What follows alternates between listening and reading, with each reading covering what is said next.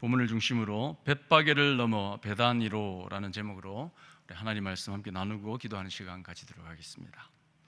자, 오늘 우리가 읽은 본문에는 한 과일이 나오고 있습니다. 어떤 과일이죠? 무화과입니다.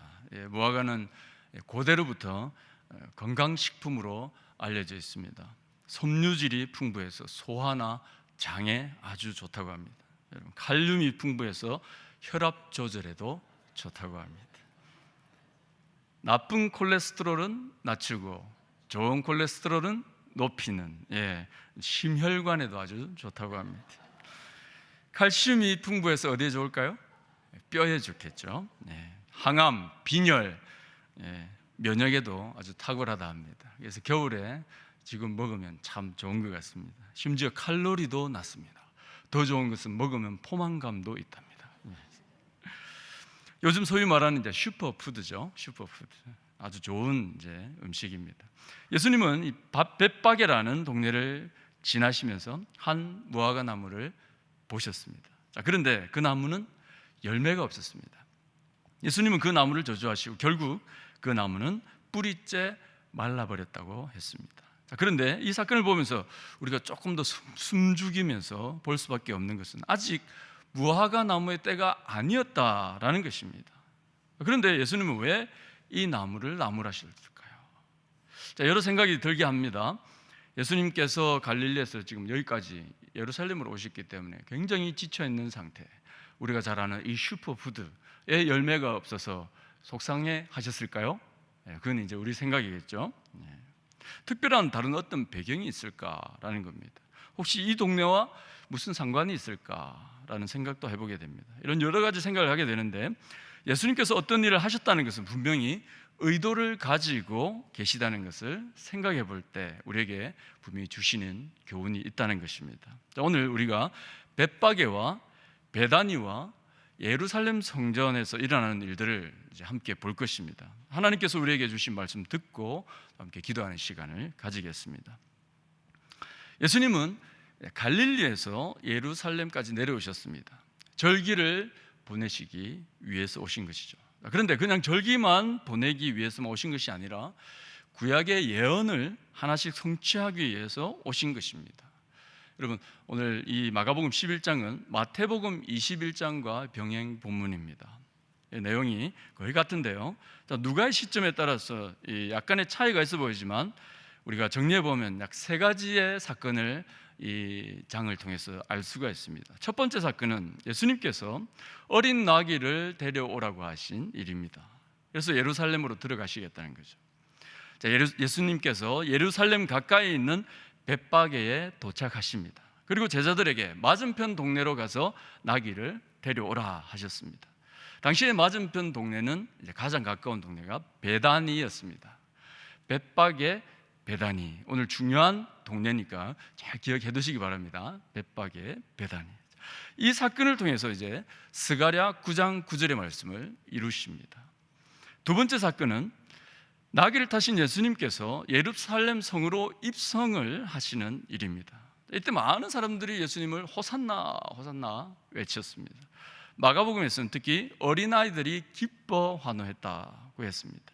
그랬더니 대제사장들과 서기관들이 아이들을 또 혼낸 부분을 보시고 예수님께서는 이제 시편 8편 2절을 말씀을 인용하십니다.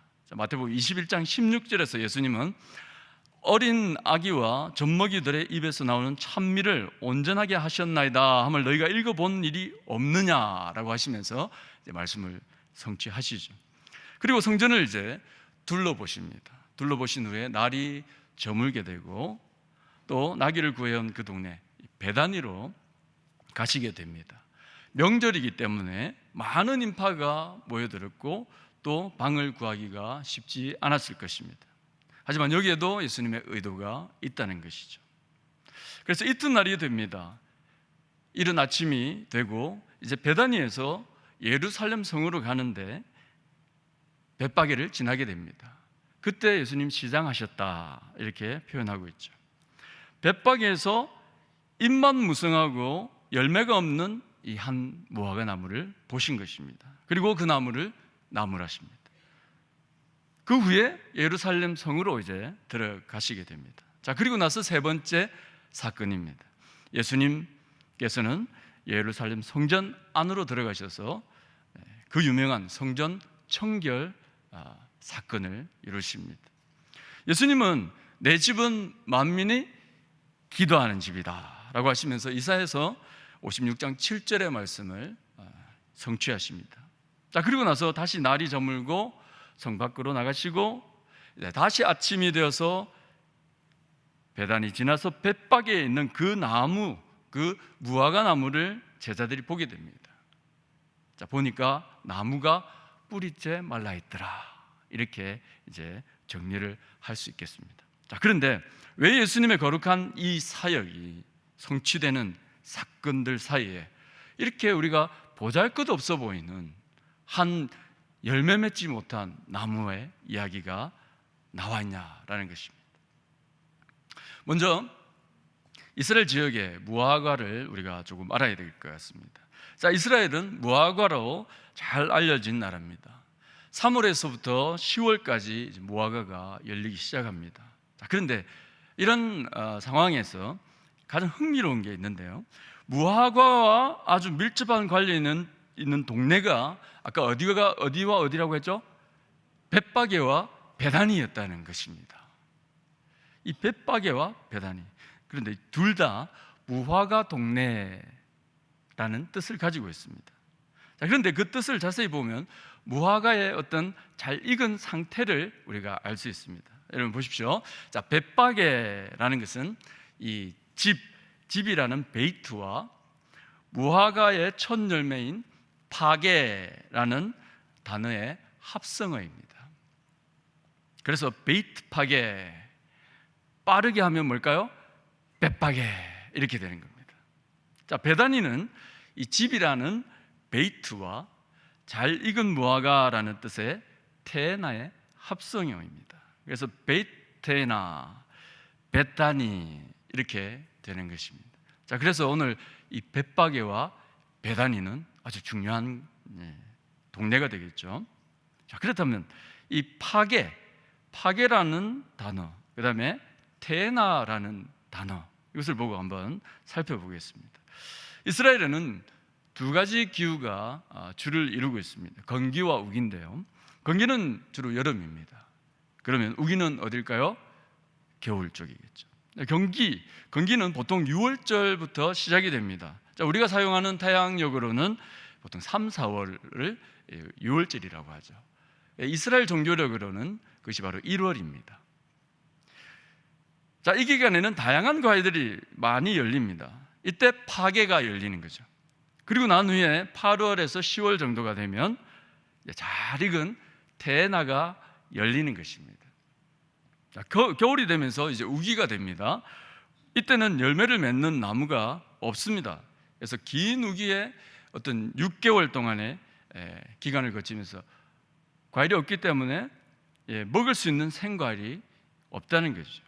자, 이 우기, 겨울을 지난 이스라엘 백성이 가장 처음 먹을 수 있는 생과일이 바로 이 무화과 열매 파게라는 겁니다. 파게, 3, 4월 정도 된 열리는 파게입니다. 여러분, 파게는 아직 완전하게 익지 않아서 엽록소 맛이 많이 느껴집니다. 당연히 당도도 테나와 비교하면 많은 차이가 있겠죠. 자, 그럼에도 불구하고 이스라엘 백성들은 긴 우기, 이 겨울을 끝내고 처음 만나게 되는 파게를 아주 좋아한다는 거죠. 그래서 무화과 농장 주인은 지나가는 사람에게 아무 대가 없이 그냥 공짜로 파게를 따드세요, 파게를 드세요, 그 정도랍니다. 그리고 이제 파게를 사실은 제대로 따지 않으면 나중에 테나가 없다는 것입니다. 실제로 파게를 따야 나중에 테나가 있다는 거죠.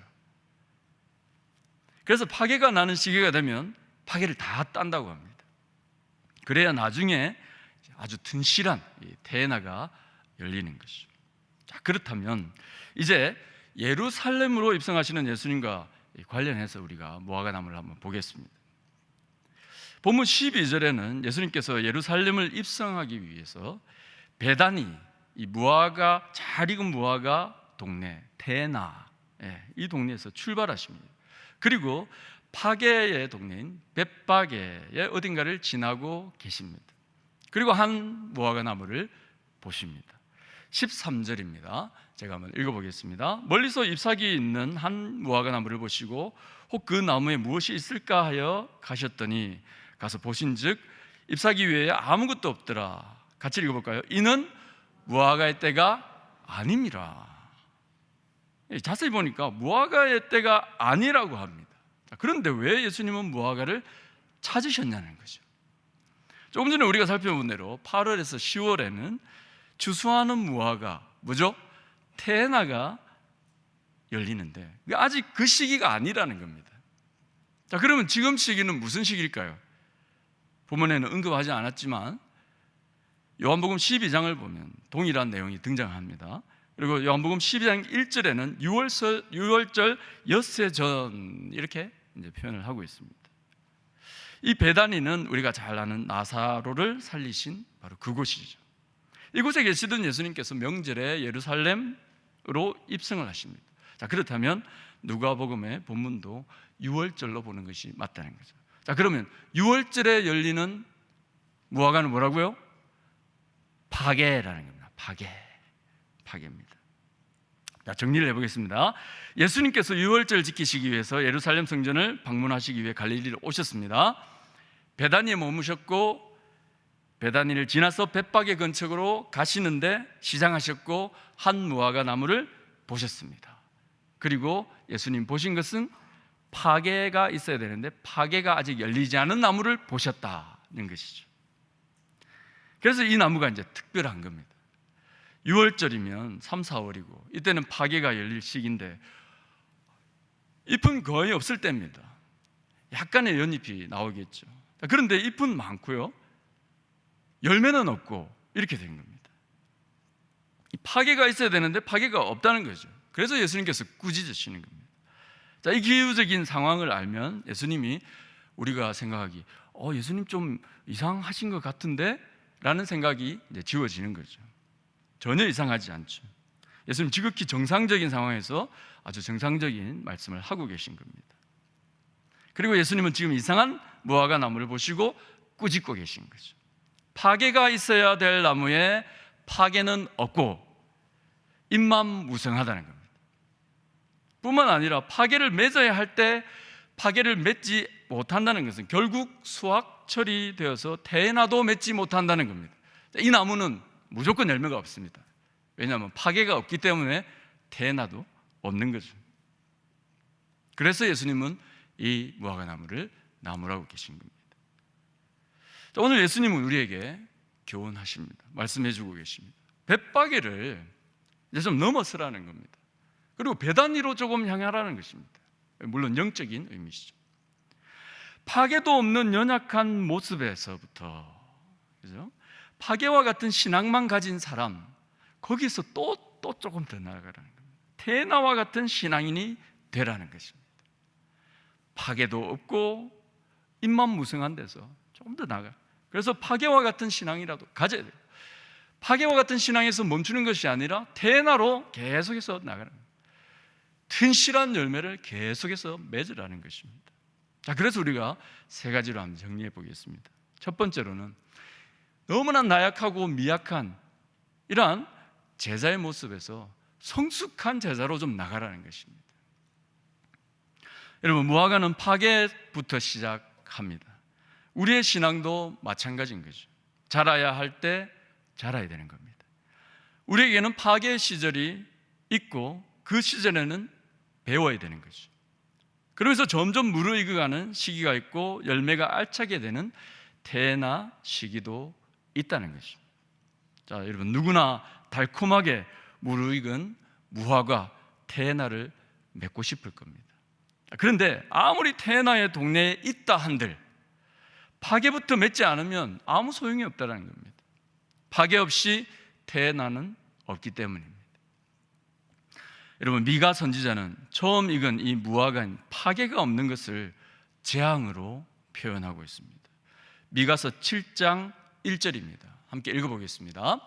재앙이로다 나여 나는 여름 과일을 딴 후와 포도를 거둔 후 같아서 먹을 포도송이가 없으며 내 마음에 사모하는 처음 익은 무화과가 없도다. 우리 삶 가운데 파괴가 맺혀 있는지 다시 한번 돌아봐야 되는 것이죠.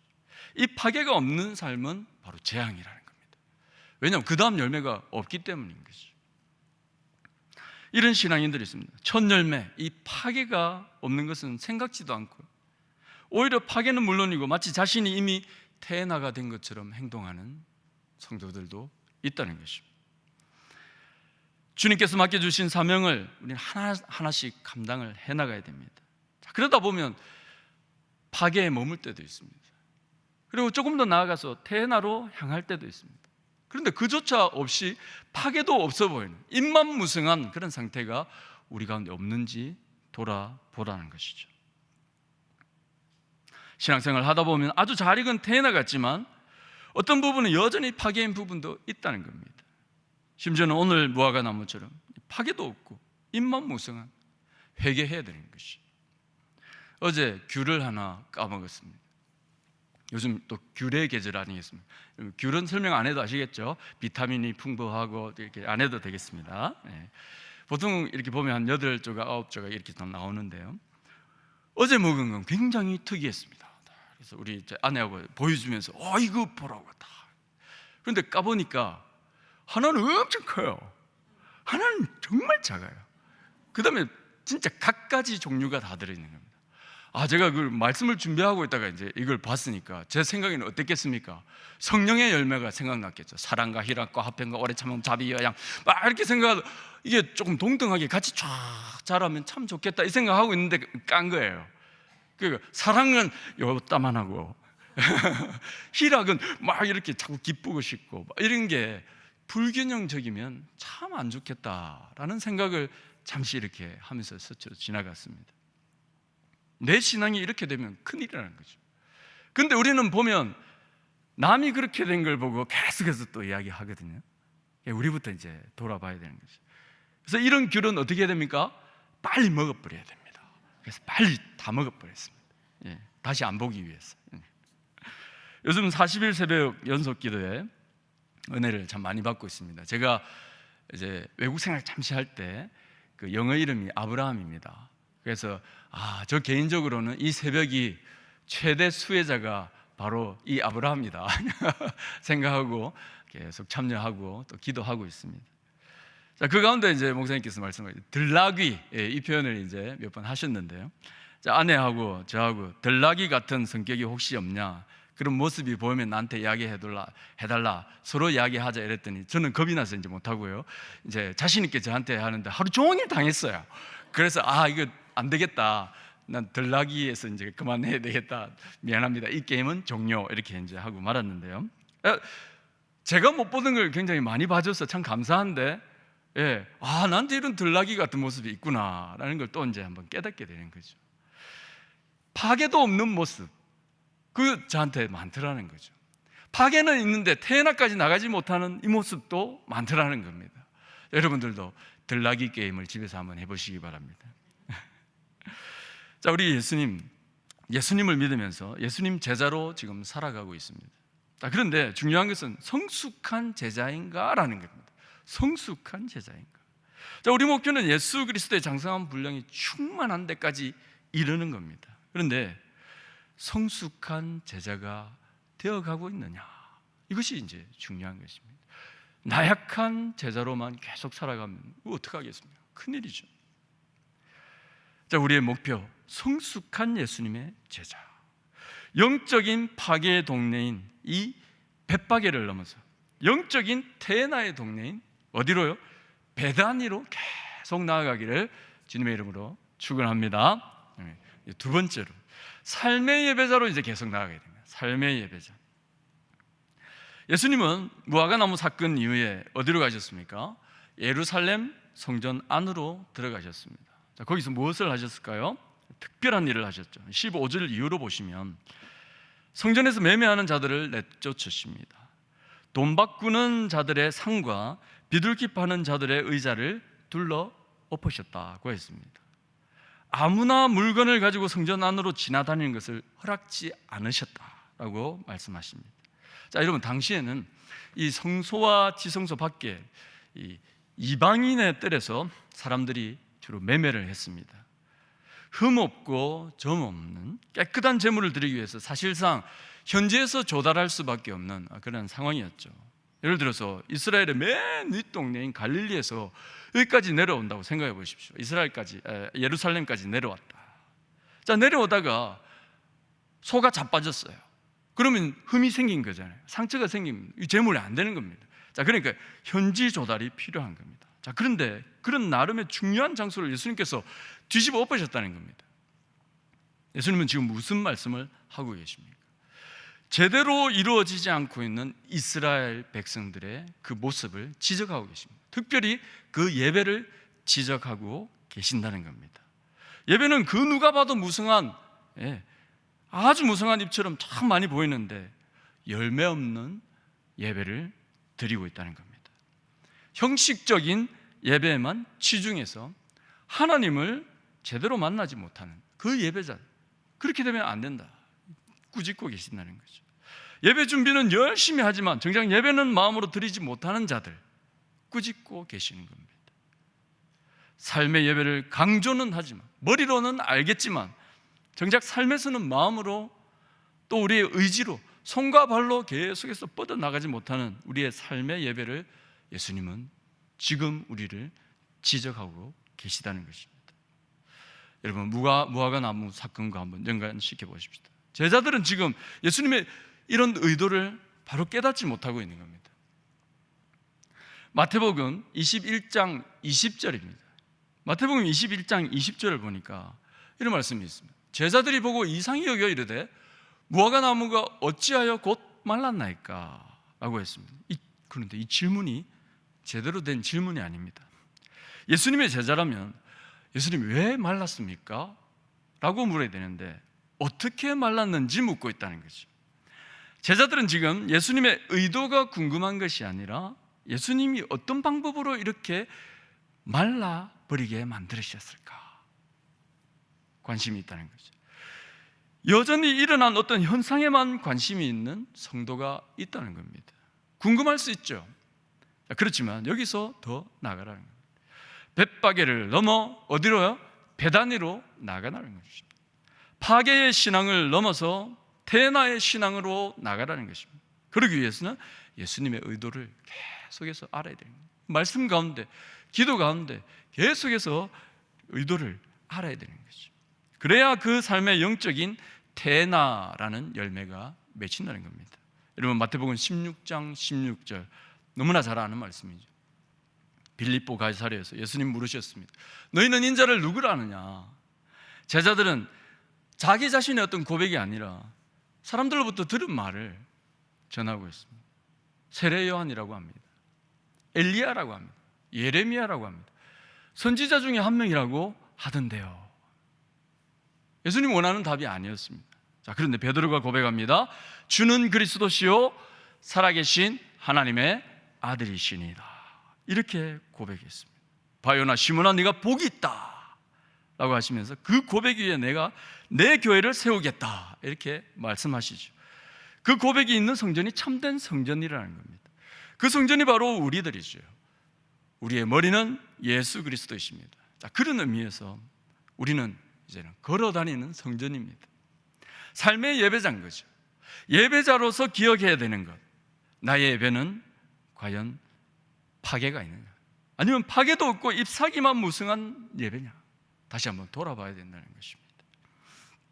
오래 묵은 습성, 구습, 아직 버리지 못하고 있는 것 있다면 어려워도 다시 한번 고쳐야 됩니다. 12월입니다. 올해의 마지막이 되었고 또 내년을 바라봅니다. 우리가 다시 한번 돌아보고 고치고 계속해서 테나로 향해서 나아가야 되는 거죠. 시편 1편 3절을 보시면 하나님께서 원하시는 그런 예배는 무슨 예배냐? 시냇가에 심은 나무가 시절을 따라 열매를 맺는 나무인 거죠. 그리고 그 잎사귀도 마르지 않는 나무인 것입니다. 하나님은 이런 예배자를 찾고 계십니다. 이런 모든 예배자가 여러분이 되시기를 주님의 이름으로 축원합니다. 세 번째로 믿음으로 이제 간구하는 자로 나아가라는 겁니다. 지금까지는 의심에 처했고 될까? 되겠지라는 의심 가운데 있는 기도였다면 이제는 믿음을 가지고 기도하라는 겁니다. 자, 주님은 지금까지 공생의 기간 동안 먹이고 살리시고 치료하시는 어떤 기적을 베푸셨어요.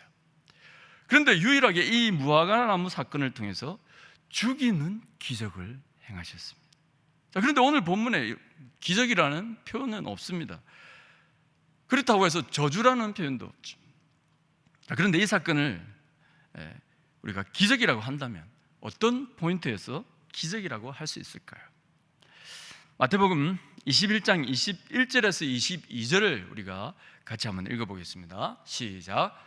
예수께서 대답하여 이르시되 내가 진실로 너에게 이르노니 만일 너희가 믿음이 있고 의심하지 아니하면 이 무화과 나무에게 된 이런 일만 할 뿐 아니라 이 산들어 들려 바다에 던져지라 하여도 될 것이요 너희가 기도할 때에 무엇이든지 믿고 구하는 것은 다 받으리라 하시니라. 아멘. 예수님 지금 말씀하십니다. 믿음이 있고 의심하지 않으면 이 산을 들어 바다에 던지게 될 것이라는 겁니다. 이 산은 어딜까요? 지금 예루살렘 성전이 내려다 보이는 감람산입니다. 자, 그러면 지금 여기는 어디냐? 아까 그 벳바기의 동네입니다. 베다니와 벳바기 동네입니다. 벳바기 동네. 이게 바로 감람산이 있던 지역이었죠. 800m 정도 위로 쭉 올라옵니다. 자, 그러니까 다 보이겠죠. 그럼 바다는 뭘까요? 바다는 이 감람산에서 저쪽으로 보면 사해가 보입니다. 여러분, 사해는 해발에서 마이너스 400으로 내려갑니다. 이 저 밑에 있는 거죠. 이거 엄청난 차이가 나죠. 위에서 보면 이제 밑이 보이겠죠. 바다는 이 감람산에서 보이는 사해바다. 믿음이 있고 의심하지 않으면 이 무화과 나무처럼 사건처럼 기적도 일어난다는 거예요. 감람산을 들어서 저 밑에 보이는 사해바다에 던져지는 기적도 일어난다는 것입니다. 여러분, 실제로 이런 일이 일어났습니까? 이사야서 40장 3절의 말씀을 인용한 것인데요, 누가복음 3장 4절에서 6절 말씀입니다. 같이 한번 읽어보겠습니다. 시작. 광야에서 외치는 자의 소리가 있어 이르되 너희는 주의 길을 준비하라. 그의 오실 길을 곧게 하라. 모든 골짜기가 메워지고 모든 산과 작은 산이 낮아지고 굽은 것이 곧아지고 험한 길이 평탄하여질 것이요 모든 육체가 하나님의 구원하심을 보리라. 아멘. 여러분, 예수님과 함께 하면 산이 깎이고 바다가 메워지게 되는 기적이 생긴다는 것입니다. 예수님이 통치하기 시작하시면 유대 광야가 평평해지는 것입니다. 유대 땅에 지각 변동이 일어난다는 것이죠. 천지개벽이 일어난다는 것입니다. 성육신하신 예수님이 이 세상의 왕으로 오시니 온 유대, 온 세상의 모든 아픔과 비탄과 참담함과 싸움과 깊은 골과 불신과 미움이 사라지더라는 겁니다. 예수 그리스도로 인해서 평평해지는 기적이 일어난다는 것입니다. 마침내 이 모든 일들이 정리가 되어서 참 기쁨과 성령의 열매들이 일어나고 하나님께서 말씀하시는 복으로 온 세상이 평탄케 되는 샬롬의 은혜와 축복이 임한다는 것입니다. 우리 나라에도 이러한 은혜가 있고 우리 교회도 이러한 은혜가 있고 여러분의 심령 속에도 이러한 은혜가 있기를 소망합니다. 그러니 믿고 기도하라는 겁니다. 의심하지 말고 기도하라 말씀하십니다. 믿음이 있고 의심치 않으면 이런 일이 오늘 우리에게도 벌어진다는 거죠. 오늘 이 말씀을 통해 우리에게도 이런 일을 보이시겠다는 겁니다. 하지만 이 일은 우리가 하는 게 아닙니다. 하나님께서 하시겠다는 것이죠. 예수 그리스도의 중보로 이루시겠다는 겁니다. 우리는 마땅히 기도할 바를 알지 못하지만 우리를 위해서 말할 수 없는 단식으로 우리를 위해 친히 간구하시는 성령님을 통해서 하시겠다는 것입니다. 자, 그렇다면 우리는 인내하고 계속해서 기도하는 겁니다. 기도는 이루어질 때까지 기도하는 그 자가 기도의 응답을 받는 것입니다. 그만큼 하나님을 믿고 신뢰하면서 나아가는 것이죠. 말씀을 맺겠습니다. 우리가 함께 기도하기 위해 이 자리에 모였습니다. 오늘 주신 말씀을 다시 한번 생각해 보십시오. 예수님은 지금 단지 열매 없는 나무 하나를 저주하신 것이 아닙니다. 파괴조차도 없는 우리를 예수 그리스도로 접붙여 주셔서 새 생명을 얻게 하시겠다는 것이죠. 참 무화과 나무가 되어서 파괴를 맺게 하시고 태나를 맺게 하셔서 아름다운 성령의 사람으로 살아가도록 우리를 인도하신다는 것입니다.